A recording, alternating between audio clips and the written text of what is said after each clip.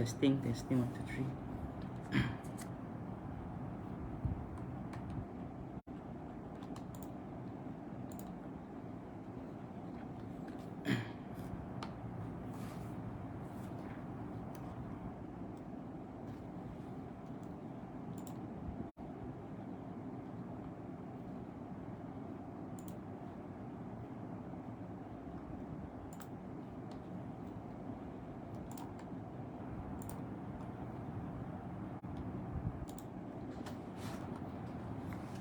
Bismillahirrahmanirrahim. Alhamdulillahirrabbilalamin. Wassalatu wassalamu ala ashrafi anbiya'i wal mursalin wa ala alihi wa sahbihi ajma'in. Alhamdulillah, pada hari ini kita bertemu kembali kepada program ulang kaji kitab Bidayatul Hidayah kita siri yang ke-6. Minggu lepas kita tidak ada live kerana ada urusan. Jadi untuk minggu ini kita akan sambung kembali untuk siri yang ke-6. Jadi untuk menonton siri-siri yang lepas, tuan dan puan bolehlah merujuk kepada Facebook page Yayasan Usuluddin Malaysia. Dan tuan dan puan boleh tengok daripada siri yang pertama sehingga siri yang ke-5. Jadi bismillahirrahmanirrahim. Untuk hari ini kita akan masuk siri yang ke-6 dalam bab yang baru, iaitu bab ke-5 dalam kitab Bidayatul Hidayah, iaitu adalah mengenai adab dalam solat. Jadi pada hari ini kita akan membincangkan mengenai adab dalam solat, iaitu benda yang kita dah biasa buat, tetapi hari ini adalah untuk mengukuhkan kita punya pemahaman kepada solat secara bersendiri ataupun secara berjemaah. Dalam kitab Bidayatul Hidayah, Imam Ghazali telah menulis adab dalam solat, dan dia ambil juga kaedah-kaedah solat dan adab-adab ini daripada sunnah Rasulullah SAW. Jadi Imam Ghazali berkata, apabila kamu telah selesai bersuci daripada hadas dan najis pada badan, pakaian dan tempat, serta selesai menutup aurat dari pusat ke lutut, hadaplah kiblat sambil berdiri menyamakan kedudukan kedua-dua kakimu tanpa merapatkannya. Berdirilah tegak dan bacalah surah An-Nas untuk memohon perlindungan daripada godaan syaitan yang terkutuk. Hadirkan sepenuh hatimu dan kosongkan daripada sifat was-was. Perhatikan di hadapan, kamu sedang berdiri dan bermunajat dengan siapa? Malulah apabila kamu bermunajat kepada Tuhanmu dengan hati yang lalai dan dada yang dipenuhi bisikan duniawi serta syahwat yang dikeji. Jadi ini yang ditekankan oleh Imam Ghazali untuk adab dalam solat. Maksudnya bila kita nak solat, kita kena tetapkan hati kita, kena sucikan dulu hati kita sebelum kita menghadap Allah Subhanahu Wa Taala.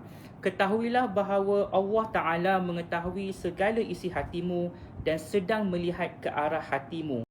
Allah hanya menerima solatmu menurut kadar khusyuk. Jadi saya ulang sekali lagi, kita dah bincang benda ini. Allah melihat solat kita bukan daripada bilangan rakaat, tetapi lebih kepada khusyuk solat, khuduk, tawaduk dan juga rendah dirimu. Sembahlah dia dalam solatmu seolah-olah kamu melihatnya. Jika kamu tidak dapat melihatnya, maka sesungguhnya dia benar-benar melihatmu. Maksudnya, bila kita nak solat, salah satu adab yang paling penting is kita merasakan bahawa Allah memerhatikan kita. Jika hatimu masih belum hadir dan anggotamu masih tidak tenang akibat makrifat yang cuai terhadap keagungan dan kebesaran Allah Ta'ala, maka cuba bayangkan seorang lelaki soleh yang dirahmati dalam kalangan ahli keluargamu sedang memerhatikan kamu untuk mengetahui bagaimana solatmu. Ketika itu hatimu pun hadir dan segala anggotamu menjadi tenang. Lantas kembalilah kepada dirimu dan katakan, wahai jiwa yang jahat, tidakkah kamu malu kepada pencipta dan Tuhanmu? Jika kamu bayangkan salah seorang hambanya yang hina sedang memerhatikan sedang dia tidak berkuasa memberi mudarat dan manfaat kepadamu, tiba-tiba anggota badanmu boleh tunduk, patuh dan solatmu menjadi elok. Kamu juga tahu dia sedang memerhatikanmu, sedangkan kamu tidak menyedari terhadap keagungannya. Adakah dia yang maha tinggi di sisimu lebih rendah daripada salah seorang hambanya? Alangkah dahsyatnya sikap melampau dan jahilmu. Alangkah besarnya pemusuhan terhadap diri sendiri. Maksudnya, bila kita nak solat, kita kena letakkan diri kita pada tahap yang paling rendah. Paling kita rasa rendah diri. Kalau kita nak solat tu dah ada rasa takjub, orang nak tengok aku solat. Ataupun kita bangga, kita solat. Itu maksudnya kita sudah tidak ada sifat-sifat yang dimaksudkan. Rawat hatimu dengan helah sebegini. Jadi Imam Ghazali memberi tips kepada kita bagaimana kita nak mendapatkan solat yang khusyuk. Iaitu antaranya adalah kita bayangkan ada orang yang kita sangat hormat soleh tengok kita solat. Bukan kita kata Allah. Okay? Sebab mungkin ada orang kata macam mana nak rasa benda tu sebab Allah tak nampak. Tapi kalau macam susah sangat lah, Imam Ghazali bagi tips. Bayangkan contoh kita anggap tuan guru kita yang paling baik, ataupun bapa, ibu bapa kita tengok kita solat. Jadi kita solat dalam keadaan macam tu. Contoh macam dekat sekolah kan, kita takut bila tak solat sebab takut ustaz marah kan. Jadi kita bayangkan orang tu melihat kita. Jadi kita kena rendahkan diri kita. Apabila hatimu telah hadir, jangan tinggalkan iqamat walaupun kamu solat bersendirian. Jadi iqamat ini bukan sahaja untuk solat jemaah, tetapi juga semasa kita solat secara bersendiri. Iqamat ni tak perlu kuat-kuat, dia bukan macam azan, dia biasa je lah. Allahu Akbar, Allahu Akbar, asyhadu an la ilaha illallah, asyhadu anna Muhammad Rasulullah, sampai ke habis. Okey, kita iqamat secara perlahan saja before kita start. Uaddi fardhu zuhri lillahi ta'ala. Sahaja aku menunaikan solat fardu zuhur kerana Allah Ta'ala. Kemudian niat. Pastikan niat ini hadir dalam hatimu ketika bertakbir dan jangan biarkan niat tersebut terasing dan hatimu sebelum selesai takbir. Maksudnya bila kita takbir tu, yang ini ramai orang yang confuse, okey, iaitu niat dan juga lafaz niat. Lafaz niat adalah yang disebut, tetapi bila kita bertakbir, kita bukan sebut lafaz niat, kita berniat. Kita ni tengah solat zuhur 4 rakaat kerana Allah Ta'ala. Kalau kita solat isyak, kita ni tengah solat isyak 4 rakaat. Sebab niat ni bukanlah lafaz. Ada orang ingat niat tu usolli fardhu zuhri 4 rakaati lillahi ta'ala. Itu adalah lafaz niat. Tapi niat is something yang dalam hati kita. Bila kita takbir Allah, kita berniat kita tengah solat zuhur 4 rakaat kerana Allah Ta'ala.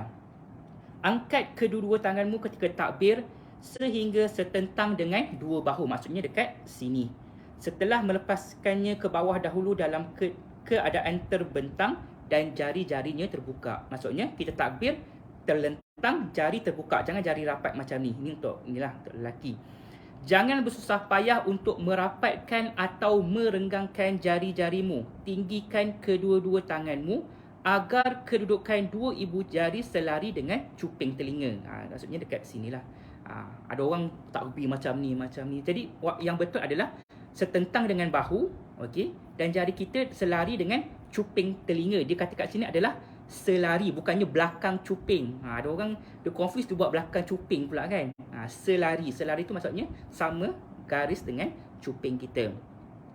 Dan apabila kedua-dua tanganmu ini berada di tempatnya, mulalah bertakbir. Takbir adalah Allahu Akbar. Kemudian turunkan kedua-duanya dengan tenang. Jangan menolak kedua-dua tanganmu ke depan ketika mengangkat dan menurunkannya. Jangan macam, gitu tak boleh lah. Dia tak bagi. Okey? Dan jangan pula mengangkatnya ke belakang serta jangan mengayunkan kedua-dua ke kanan. Maksudnya lepas takbir Allah, teruslah biasa. Jangan ke macam ni lah, ke depan lah. Janganlah. Dan muliakanlah tangan kanan dengan meletakkannya di atas tangan kiri. Jadi bila kita letak tangan kanan atas tangan kiri, bukan kiri atas kanan. Okey, kanan di atas kiri. Buka jari-jari tangan kanan di atas lengan hasta, bagi tangan kiri dan genggam pergelangan tangan kiri dengan jari-jari tadi. Maksudnya dia kata macam ni, pegang sini, lepas tu kita genggam pergelangan tangan kiri. Dan selepas takbir, ucapkanlah yang biasa kita baca dalam surah, kita panggil as doa iftitah, Allahu Akbar kabira walhamdulillahi kathira wa subhanallahi bukratan wa asila. Itu satu doa. Artinya Allah Maha Besar, Segala puji sebanyak-banyaknya bagi Allah Maha Suci Allah pada waktu awal dan akhir siang. Kemudian kita sambung lagi selalunya. Wajjahtu wajhiya lillazi fataras samawati wal ard hanifa musliman wa ma ana minal musyrikin. Inna salati wa nusuki wa mahyaya wa mamati lillahi rabbil alamin. La syarika lahu wa bidzalika umirtu wa ana minal muslimin. Kita selalu panggil dengan doa iftitah. Maksudnya, aku hadapkan wajahku kepada Tuhan yang menciptakan langit dan bumi dalam keadaan lurus cenderung kepada agama yang benar dan menyerah diri, serta aku bukanlah termasuk dalam kalangan musyrikin. Sesungguhnya solatku, ibadatku, hidup dan matiku adalah bagi Allah, Tuhan semesta alam. Tiada sekutu baginya dan demikianlah aku diperintahkan serta aku tergolong dalam kalangan muslimin. Jadi kita baca doa iftitah tu bagus kalau kita ingat sekali dia punya maksud. Kita tak perlu ingat maksud sebiji-sebiji. Kalau kita tak mampu, kita ingat, okey, hidup aku, mati aku ni untuk Allah. Sebab bila kita solat itu, maksudnya kita sedang menyerah diri kepada Allah Subhanahu Wa Taala sebagai seorang hamba. Kemudian ucapkanlah a'udzubillahi minasyaitonirrajim. Sebelum Al-Fatihah, okey, Imam Ghazali mengajarkan untuk kita ucapkan dulu a'udzubillahi minasyaitonirrajim. Maksudnya aku berlindung dengan Allah daripada syaitan yang direjam. Lepas habis itu kita bacalah surah Al-Fatihah macam biasa.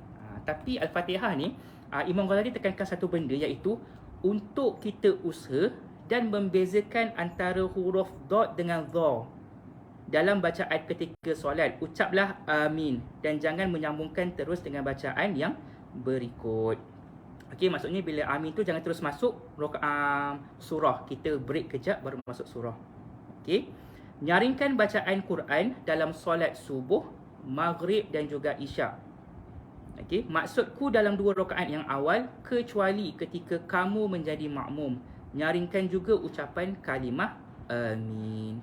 Maksudnya untuk solat subuh, maghrib dan isyak sunat untuk kita nyaringkan atau kita kuatkan sedikit suara walaupun kita solat berseorangan.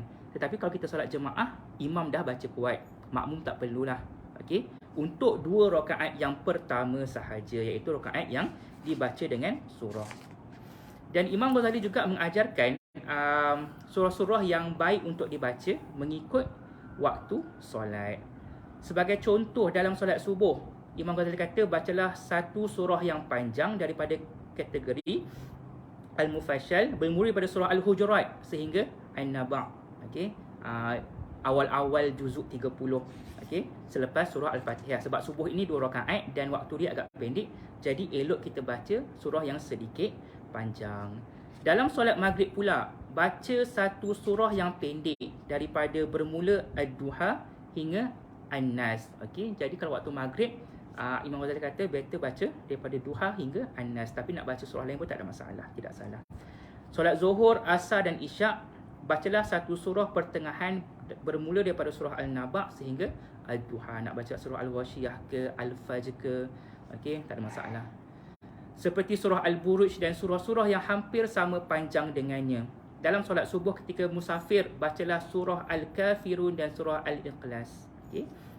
Untuk musafir dia bezakan sedikit, sebab kalau bukan musafir, digalakkan untuk semasa solat subuh baca surah yang agak sedikit panjang. Tapi kalau musafir, kita baca surah yang pendek, iaitu surah Al-Kafirun pada rakaat pertama dan surah Al-Ikhlas pada rakaat kedua. Sebab apa? Sebab kita dalam perjalanan, contoh kita nak balik kampung, singgah R&R nak solat kan, kita nak, kau boleh nak singgah sekejap je, nak sambungkan perjalanan. Tapi kalau kita jadi imam, kita pergi baca pula surah Al-Naba' kan, kita baca surah Al-Sajadah. Okay, kalau kita tahu Jumaat sunat baca Sajadah dengan Al-Insan. Tapi kalau kita musafir, baca surah yang pendek sahaja, tak perlu baca pun tak apa. Kalau tak, nanti orang habis setengah jam dekat situ je kan. Okey. Dalam semua pergerakan berdirimu, kamu hendaklah menundukkan dan menumpukan pandangan ke tempat solat. Okey, maksudnya bila kita solat, paling baik itulah kita tengok tempat kita sujud.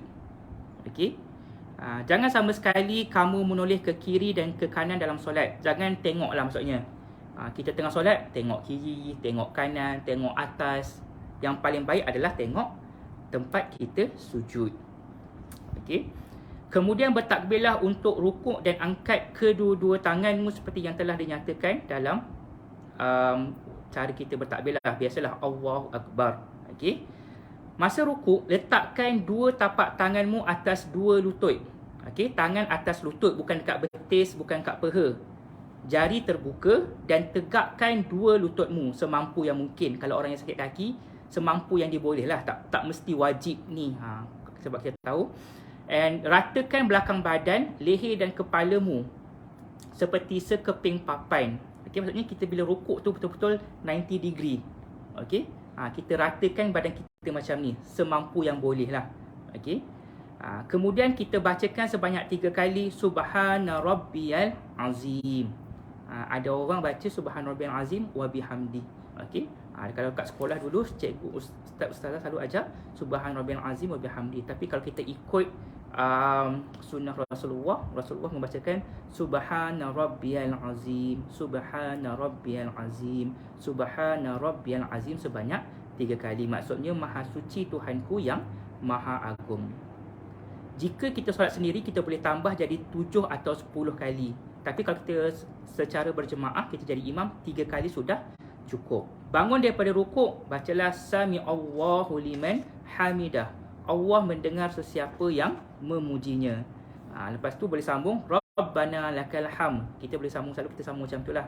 Tapi kalau nak panjang lagi, Rabbana lakal hamdu mil'as samawat wa mi'al ard wa mil'a ma syi'ta min syai'in bad. Maksudnya, wahai Tuhan kami, bagimu segala pujian sepenuh langit, sepenuh bumi dan sepenuh apa-apa jua yang engkau kehendaki selepas itu. Sekiranya dalam satu waktu subuh, bacalah doa kunut pada rakaat yang kedua ketika iktidal daripada rukuk. Kemudian sujud sambil bertakbir tanpa mengangkat kedua-dua tangan. Dia kata bila sujud, yang paling elok adalah kita letakkan dua lutut dulu. Okey. Tapi kalau kita nak tongkat tangan kita untuk nak melutut tu tak ada masalah. Jangan kita terus macam ni terus kan, macam orang terkam tu kan. Letak tangan, lepas tu baru macam sujud. Elok kita secara tertib. Okey. Letak lutut, lepas tu baru sujud. Dan bila sujud, yang perlu kena adalah dahi dan juga hidung. Okey. Jangan kita sujud hidung tak kena. Okey. Tapi salah juga orang kata kalau sujud ni kena cium sekali. Tak. Okey. Sujud is lutut, tangan, dahi dan hidung. Okey. Mulut ni kena tak kena atas kita lah. Tapi bukanlah anggota yang wajib ketika bersujud. Letakkan kedua-dua tanganmu di atas permukaan bumi setentang dengan dua bahu. Jangan hamparkan kedua-dua lenganmu di atas permukaan bumi dan ucapkanlah Subhana Rabbiyal A'la. Sama macam tadi. Okey, kalau ikut hadis Rasulullah, selalunya baca Subhana Rabbiyal A'la, walaupun ada yang baca Subhana Rabbiyal A'la wa bihamdi. Okey, tapi yang paling afdal adalah Subhana Rabbiyal A'la. Maksudnya Maha Suci Tuhanku yang Maha Tinggi. Kemudian ketika duduk antara dua sujud, okey, letakkan tangan di atas dua peha dalam keadaan jari terbuka dan ucapkanlah Rabbir filli warhamni warzuqni wahdini wajburni wa'afini wa'fu anni. Maksudnya, wahai Tuhanku, ampunilah aku, kasihanilah aku, kurniakanlah rezeki, hidayah kepadaku, tampungkanlah kekuranganku, sejahterakan aku dan maafkan aku.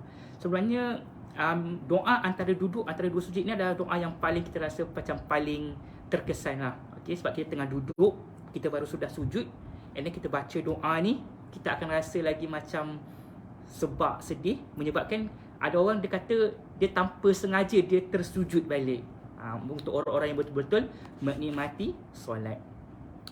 Seterusnya, kamu hendaklah bangun dan meletakkan kedua-dua tanganmu di atas permukaan bumi. Jangan dahulukan salah satu kaki ketika bangun. Bangun tu seelok-eloknya kita bangun macam serentaklah dua kaki. Tapi sekali lagi, kalau orang yang kurang berkemampuan, setakat mana yang mampu sahaja. Dan soalan kedua pun kita ikut cara yang sama. Kemudian duduk pada rakaat kedua untuk tasyahud awal. Ketika duduk tasyahud, letakkan tangan kanan di atas paha kanan sambil menggenggam seluruh jarinya. Kita duduk tahiyat awal ataupun tahiyat akhir lah senang kata. Okey, kita genggam jari kita sebelah kanan. Dan bila kita sebut illallah, baru kita angkat jari. Ada orang la ilaha illallah, sebenarnya la ilaha illallah, kecuali Allah itu yang kita jari telunjuk kita angkat. Bukan masa la ilaha illallah, tapi la ilaha illallah. Okey. Pada tasyahud ini duduk atas kaki kirimu seperti duduk di antara dua sujud. Pada tasyahud akhir pula duduk dengan duduk tawarruk. Okey.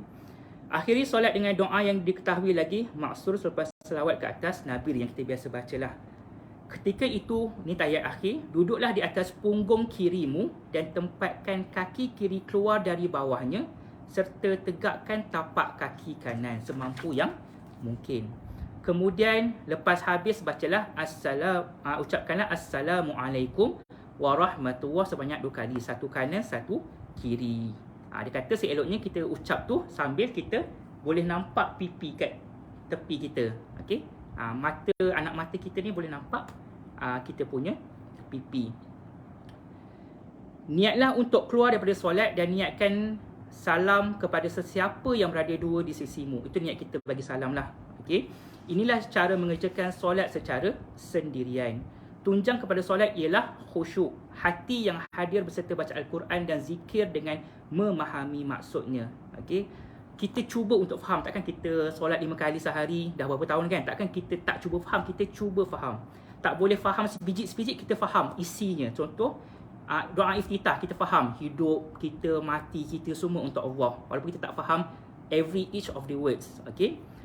Imam Hasan Basri berkata, kullu salatin la yahduru fiha qalbu fahiya ilal uqubati asra'u. Artinya, setiap solat yang hati tidak hadir ke dalamnya, maka solat itu lebih segera untuk menerima hukuman. Rasulullah SAW bersabda, innal abda la yusalli salat fala yaktabu lahu minha sudsuha wala ushruha wa innama yuktabu lil abdi min salatihi biqadri ma aqala minha. Maksudnya, sesungguhnya seorang hamba yang mengerjakan solat namun tidak ditulis baginya ganjaran solat itu walaupun 1/6 ataupun 1/10, hanya ditulis bagi seorang hamba daripada ganjaran solatnya mengikut kadar khusyuknya dalam solat tersebut. Contohlah, kita semua solat subuh tadi, kita semua solat, tapi semua orang mungkin mendapat pahala yang berbeza mengikut kadar khusyuk. Okay, ada yang dapat 1/10, ada yang dapat 2/10, ada yang dapat 9/10, ada yang dapat 10/10. Dia macam kita exam lah. Walaupun semua orang buat benda yang sama, tetapi adakah pahala kita sama? Tidak, berbeza mengikut khusyuk. Contoh, kalau kita solat 10 rakaat dengan 4 rakaat, adakah 10 rakaat ni mesti pahala dia lagi banyak? Tidak semestinya. Atas kita lihat hadis Nabi ini, kita tengok kepada kadar khusyuk. Sebab itu kita kata sekali lagi, solat ini adalah satu benda yang kualitatif, okey, bukan kuantitatif. Okey. Dan terakhir sekali, dalam bab ini, Imam Ghazali memberi adab-adab menjadi imam solat dan berjemaah. Ini untuk sesiapa yang ingin menjadi imam ataupun biasa menjadi imam. Okey. Yang seharusnya pada seseorang yang menjadi imam, meringankan solat. Ini yang pertama sekali. Anas bin Malik berkata, ma sallaita khalfa ahadin salatan akhaffa wala atamma min salati Rasulillah sallallahu alaihi wasallam. Artinya, aku tidak pernah solat di belakang seseorang yang lebih ringan dan lebih sempurna solatnya berbanding solat Rasulullah sallallahu alaihi wasallam. Walaupun kita baca Nabi Muhammad ni dia baca solat panjang secara bersendirian, banyak rakaat, tetapi bila dalam solat jemaah, beliau meringankan solat dia. Kerana apa? Kerana kita tak tahu bahawa jemaah kita tidak semampu macam kita. Sebab itu seelok-eloknya before kita jadi imam, kita tengok dulu audiens kita siapa. Macam kita nak bercakap juga kan. Kalau kat sekolah, audiens dia macam mana. Kalau kat universiti, audiens macam mana. Kalau kat kampung, audiens macam mana. Jadi bila solat pun tengok dulu, ada orang tua ke, ada orang sakit ke.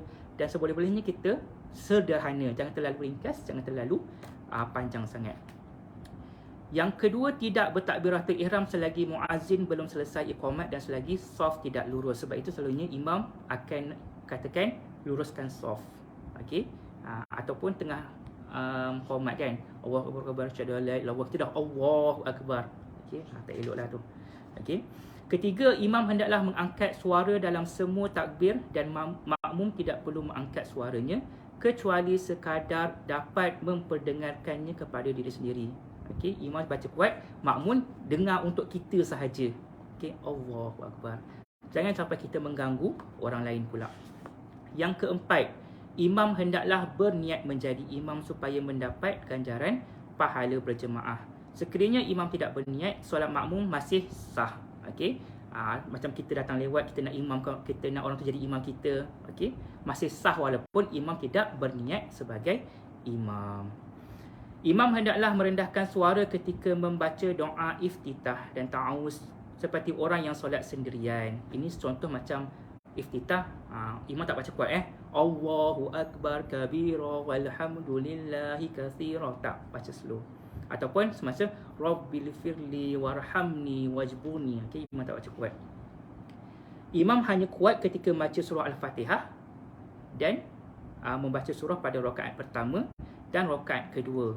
Bila disebut amin, perlu menyaringkan suara imam dan makmum secara bersama-sama seperti yang kita biasa buatlah, amin.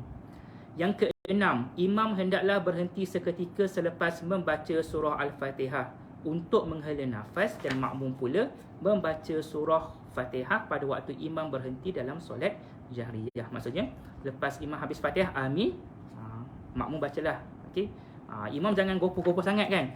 Ghairil maghdubi alaihim waladdallin, amin, bismillahirrahmanirrahim, alam nashrah, terus sambung kan. Jangan buat apa nak cepat-cepat. Kenapa kita nak gopoh-gopoh? Kita kalau boleh kita relax je solat ni. Sebab solat ni salah satu benda yang tenang. Okey, solat ni bukanlah seperti kita bersukan ataupun kita compete siapa lagi cepat habis. Okey, ni kita compete kan. Kau pergi tarawih kat mana? Dekat sini 11.30 dah habis. Kat sana pukul 10 baru habis. Kita bukan compete masa siapa lagi cepat habis, siapa lagi banyak rakaat, tetapi kita nak lihat siapa yang lebih khusyuk dan menikmati solat. Yang ketujuh, imam tidak menambah bacaan semua tasbih dalam rukuk dan sujud lebih 3 kali. Okey, kalau kita sembahyang seorang kita boleh lebih. Subhan rabbiyal azim wa bihamdi, subhan rabbiyal azim 7 kali, 10 kali, subhan rabbiyal a'la, subhan rabbiyal a'la 7 10 kali. Tapi ketika kita solat menjadi imam, 3 kali sahaja. Imam tidak menambah bacaan dalam tasyahud awal selepas mengucapkan Allahumma salli ala Muhammad wa ala ali Muhammad. Ketika tahiyat awal, sampai situ sahaja, kemudian imam bangun. Jangan menambah dalam solat secara berjemaah. Solat bersendirian tidak ada masalah. Kita nak tambah macam mana ke, doa lebih banyak, tak ada masalah. Tetapi ketika kita menjadi imam, kita kena ingat dengan kita punya jemaah kita. Yang kesembilan, imam hanya membataskan bacaan surah Al-Fatihah sahaja dalam 2 rakaat terakhir dan tidak memanjangkan bacaan buat jemaah. Maksudnya rakaat ketiga dan keempat baca Al-Fatihah sahaja, kemudian terus rukuk, jangan panjangkan. Imam tidak menambah doanya dalam tasyahud akhir melebihi kadar bacaan tasyahud dan selawat ke atas Rasulullah SAW. Okey, tahiyat akhir. Okey, setakat mana yang diajar Rasulullah sahaja. Walaupun boleh tambah, tapi ketika ni adab.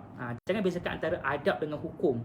Hukum kalau kita buat, kalau kita langgar hukum, batal. Tapi adab ini elok untuk kita buat macam ni. Tapi kalau kita buat, dia tak terbatal. Yang 12, imam hendaklah duduk seketika selesai memberi salam dan menghadapkan wajahnya ke arah makmum. Imam tidak perlu berpaling ke belakang jika di belakang mereka terdapat kaum wanita bagi memastikan mereka beredah terlebih dahulu. Habis bagi salam imam, jangan terus bangun. Duduk sekejap kan. Imam pun nak gaduh-gaduh gimana kan.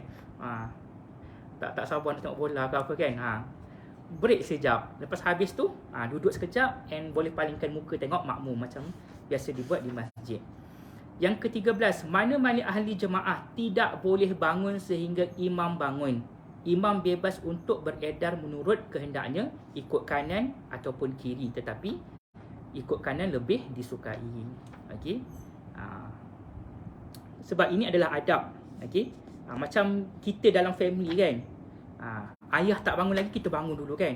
Tengah duduk berbincang. Ayah tak bangun lagi, kita bangun dulu. Saya lambat dah lah. Dia bukan salah, tapi dia tak beradab. Okey. Sama juga dalam solat jemaah, sebab kita dah menjadi makmum kepada imam tersebut. Okey. So ini adalah adab dia. Okey, kita bangun setelah imam bangun. Okey. Tapi kalau kita memang ada urusan yang tak dapat dielakkan, tak apalah. Okey. Tapi jangan jadikan sebagai rutin lah. Habis semayang je, okey, terus bangun. Habis semayang je, terus bangun. Okey. Seperti kita bukan tak beradab, kita macam ada kurang adab sedikit lah dengan imam. Keempat, imam tidak mengkhususkan dirinya ketika berdoa kunut. Okey. Selalu kalau dalam doa kunut, kalau sendiri Allahumma hadini fi man hadait. Tapi bila ada makmum, tukar ya kepada na. Okey, daripada isim mufrad kepada isim jamak, Allahumma hadina. Okey. Imam kena ada sedikit ilmu mengenai bahasa Arab lah. Okey, untuk doa kunut dan juga doa-doa selepas solat. Janganlah doa selepas solat imam tu baca doa kat diri sendiri je. Allahumma ghfirli wali walidayya, kan? Bila tengok ada makmum, Allahumma ghfir lana wali walidina, kan? Tukar. Sebab itu kita kena ada sedikit ilmu mengenai basic of Arabic. Mereka tidak perlu mengangkat tangan ketika itu kerana perkara tersebut tidak sabit dalam hadis. Makmum hendaklah membaca baki doa kunut bermula dari innaka ta'ti wa la yuqda alaik. Dekat sini dia kata semasa doa kunut, okey, kalau kita lihat orang tak angkat tangan kan, kita nak kunut angkat tangan kan. Tapi kalau orang tak angkat tangan, dia tak salah. Okey, sebab benda itu tidak ada kewajipan dia untuk angkat tangan. Tapi kita punya praktis dekat Malaysia, kita doa je angkat tangan. Tapi kalau kita lihat, kalau kita tengok kawan-kawan kita daripada Arab, Afrika, memang mereka tak angkat tangan semasa doa kunut. Ke-15, makmum tidak boleh berdiri sendirian, tetapi dia hendaklah masuk ke dalam saf atau menarik orang lain supaya bersamanya. Okey, kalau ada saf kosong sebelah, kita kena tarik orang lain. Dan terakhir, makmum tidak harus mendahului atau menyamai imam pada perbuatan. Bahkan dia hendaklah berada kemudian daripada imam. Makmum tidak boleh rukuk kecuali apabila imam telah sampai kepada had rukuk, dan tidak boleh sujud selagi dahi imam belum mencecah permukaan bumi. Ini satu benda lagi yang kita perhatikan dalam masyarakat lah. Okey. Imam baru Allah nak rukuk kan, Allahu Akbar, dia dah cepat lah kan. Nak sujud, Allahu Akbar, imam pula orang tua kan, slow kan, dia terus macam ni. Seelok-eloknya imam habis Allahu Akbar baru kita rukuk. Imam habis Allahu Akbar baru kita sujud. Sebab lagi-lagi kalau kita duduk dekat belakang jauh, kita tak tahu sama ada imam dah rukuk dengan sempurna ataupun sujud dengan sempurna. Sebab kalau kita yang sujud dahulu, okey, sebelum imam, maksudnya kita dah terbatal menjadi makmum imam tersebut. Jadi ini adalah perkara yang biasa bagi kita, tetapi kita boleh nampak lagi lah kalau kita pergi dekat surau, masjid ataupun dalam keluarga kita sendiri. Benda ini perlu kita tegur. Okey. Jadi walaupun benda ini nampak biasa, tetapi adab ini sangat penting.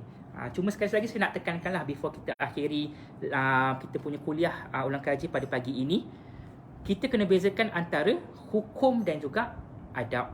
Okey, hukum kalau kita melanggar hukum, okey, contoh hukum solat, okey, dia punya rukun solat.